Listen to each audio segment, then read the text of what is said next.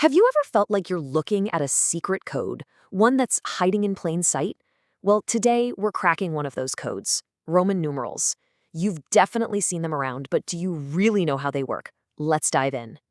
So, what is the connection between the Super Bowl, those classic Star Wars movie titles, and maybe that old clock on the wall? Yep, you guessed it. They all use this ancient numbering system. It's this cool thing that feels both, totally ancient and somehow still relevant. So, how does it actually work? You might think this is going to be super complicated, but here's the amazing part. The entire system, all of it, is built on just 7 basic symbols. That's it. Think of them as the 7 keys you need to unlock any Roman numeral you'll ever see. And here they are, the magnificent 7. I is 1, V is 5, X is 10. Then it jumps a bit. L is for 50, C is 100, D is 500, and M is 1000. Seriously, take a second and burn this table into your brain. Everything else we're about to do builds right on top of these 7 values. Okay, so you've got the symbols memorized, right? Awesome, but that's only half the story. The real magic, the part that makes this whole thing tick, is in the few simple rules that tell us how to put them together. Let's get into it. The first rule is the easiest one, I promise. It's the rule of sum. It's why II is 2, 1 plus 1. And if you see a smaller symbol after a bigger one, like in VI, you just add them up. 5 plus 1 equals 6. See? Simple addition. But this is where the Romans got really clever. This is the trick that made their system so efficient. The rule of subtraction. If that smaller symbol comes before a bigger one, you subtract it. So IV isn't 6 at all, it's 4, because we're taking 1 away from 5. Now hold on, there's a catch. You can't just go subtracting willy-nilly. This system has some very specific limits to keep things from getting chaotic. I can only be used to subtract from V and X. X can only be put before L and C only before D and M. It keeps all the numbers logical, you know? All right, and our final core rule is all about repetition.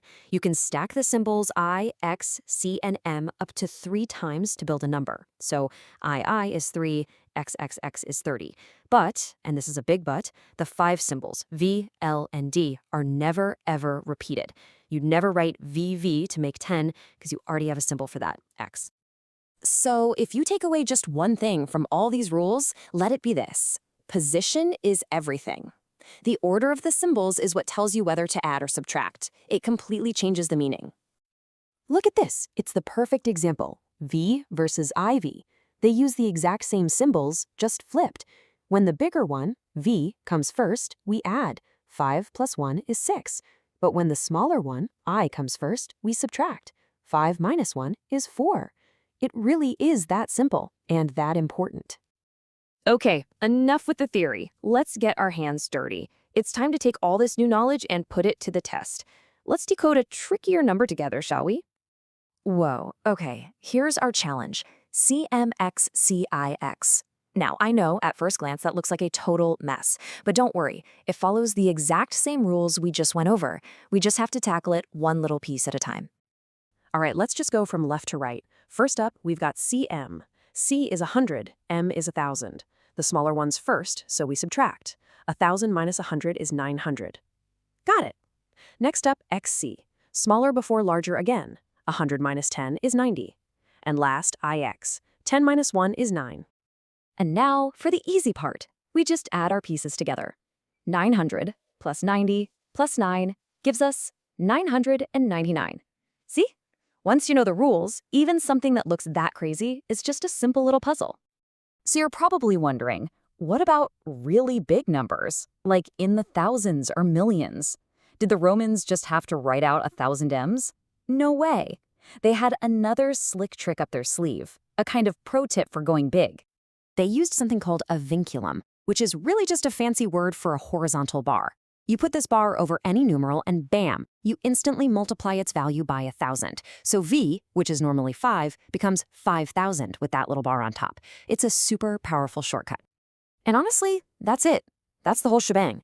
With those 7 key symbols, the 3 rules for putting them together, and that vinculum trick for big numbers, you have officially unlocked the entire system. You've got the complete toolkit now.